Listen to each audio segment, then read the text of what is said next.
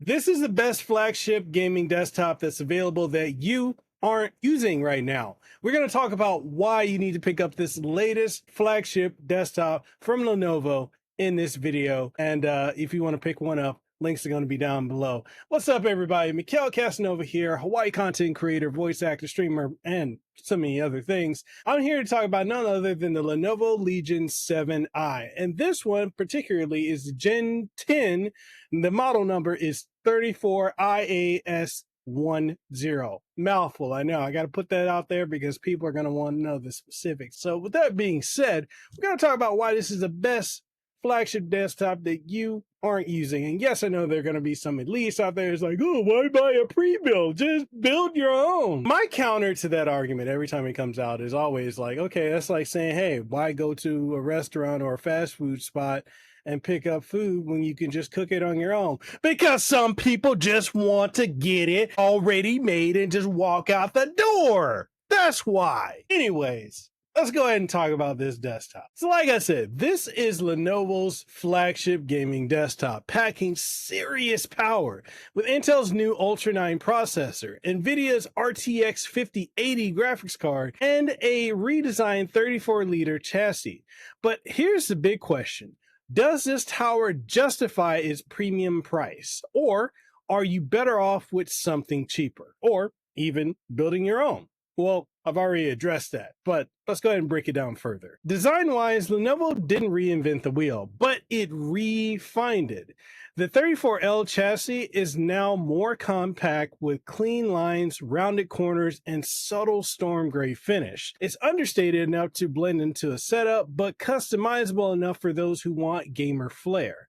Now, when it comes to cable management, this area is also improved with hardware shields. And there's a transparent glass side panel so your components and RGB lighting can shine. And speaking of which, you now get ARGB fans, ARGB logo lighting, GPU lighting, and even pump lighting if you go liquid cool. And the cool part? You don't need third-party apps. It's all controlled in Legion space under lighting profiles. All right, so let's talk about the cooling and the customization. Cooling is a big focus here. The Tower 7i supports up to 6 case fans, 2 on the top, 3 up front, and 1 in the rear. Out of the box, you go with a 150 watt air cooling with a 120 millimeter ARGB fan, or you can step up to 250 watt liquid cooling with a massive 360 millimeter radiator. Mesh front bezel helps maximize airflow. And there's even an enhanced VRM heatsink to keep temps low when you're pushing that CPU and GPU to the limit. So whether you're gaming for hours or rendering video, thermal performance stays strong and quiet. Now we got to talk about the ports and connectivity because you guys always need to know what you're getting. What can you shove something in? Oh God, that's... Hey, editor, cut that part out. We don't need that in there. All right, nah, we ain't shoving nothing up nothing. All right, we ain't trying to get canceled up here. All that being said, though, let's talk about all the I/O, the in and out that you get. Look, you get one USB-C at 10 gigabyte speeds, 2 USB-A high-speed ports, 1 USB-A 5 gigabit port, and your combo headphone and mic jack. Around the back, you've got everything from 6 audio connectors, as well as a 2.5 GB Ethernet and DisplayPort 1.4 to a powerful Thunderbolt 4 USB-C port with 40 gigabits bandwidth.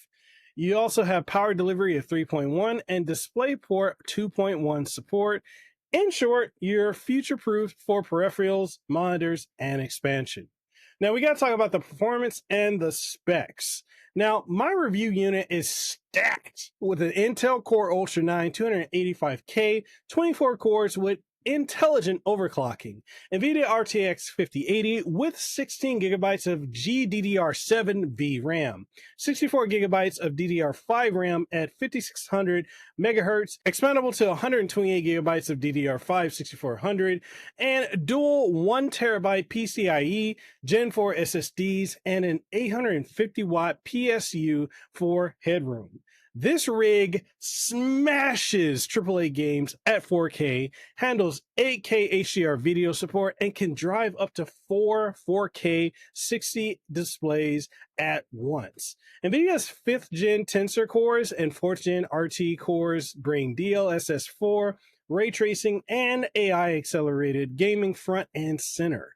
Now, while these Gen 4 SSDs aren't the fastest on the market, you can drop in a Gen 5 SSD for blazing speeds if you want to upgrade down the line. Now, we got to talk about software and audio. Now, when it comes to Lenovo, in general, they utilize something called Legion Space, which is a software that you either absolutely hate or you tolerate it. I tolerate it, but it's gotten a lot better, and let's talk about that. So with Lenovo's Legion Space software, it's been cleaned up. You can check system vitals, switch thermal modes, optimize apps, tweak your lighting, and everything all in one place. As well as for the audio, if you're curious about that, you're getting Nahimic 3D audio for gamers. It adds customizable surround sound and sound tracking, as well as night mode, and even Bluetooth sound sharing. It really boosts immersion if you're using a good headset or external speakers.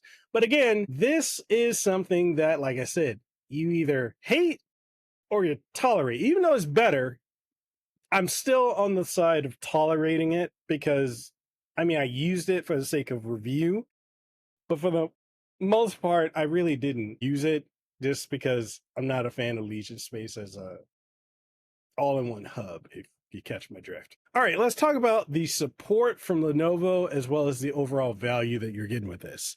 Now, Lenovo also throws in Legion Ultimate support. That means 24/7 access to trained techs who know both hardware and gaming communities. You get next business day on-site support if something breaks, plus help with tuning settings and optimization. That's a nice safety net when you're investing as much money as this costs. And if you're wondering, how much does this cost? A grip, my guy. It costs a grip. I just got to be honest. Like, this is great. You should get this support when you're spending this much money, but it's still a grip. So if you can work around it being a grip, and for those of y'all like, what do you mean a grip? I know there's some nerds out there that don't understand street lingo. A grip means a whole lot. So if you're spending, a lot of money, this is well over $1,000. So yeah, let's just put it that way. You better be getting this type of support if you're spending that much money. So yeah, that's all I'm saying. Here's the rub, okay? The Tower 7i isn't cheap.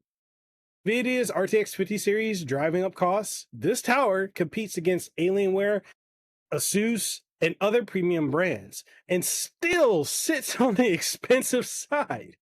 If you're purely chasing value, you can find similar specs for far less. But what you're paying for here is a premium build, strong cooling, upgradability, clean design, and reliable support. Now, the question you're going to have is, should you buy the Lenovo Legion 7i Gen 10? Got to put that in there, right? It's Gen 10. All right, here we go. If you want a hassle-free premium pre-built that blends style with serious performance, this is one of the best options out there. As I said, one.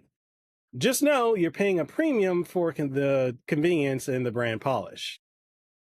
But just keep in mind, there are other options out there.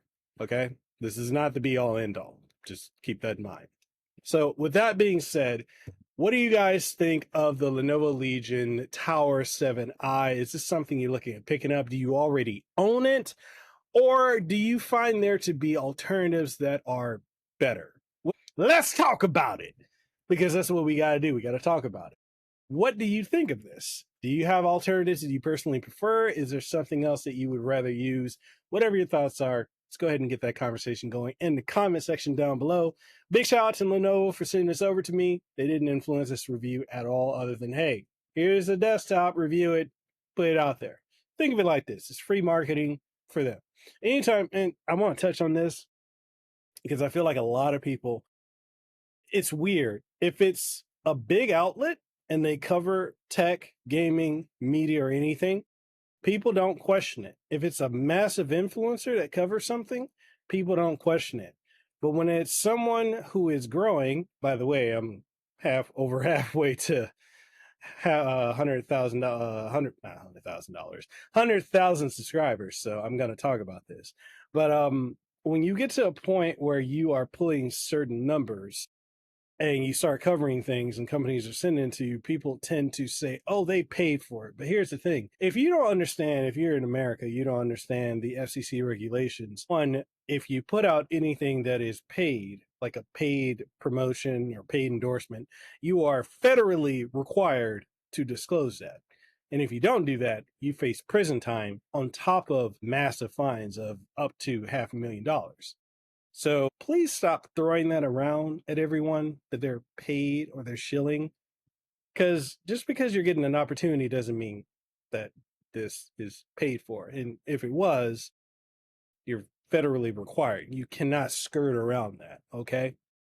And also, if any of you out there got the opportunity to do a lot of this stuff, you would take it. Be honest with yourself. But anyways, I just had to put that out there because I get tired of seeing that constantly. But all that being said, though, let me know what you think in the comment section down below. Catch you guys in the next one. Stay safe, be blessed, have aloha, peace out, and a hui ho. See y'all on the next one.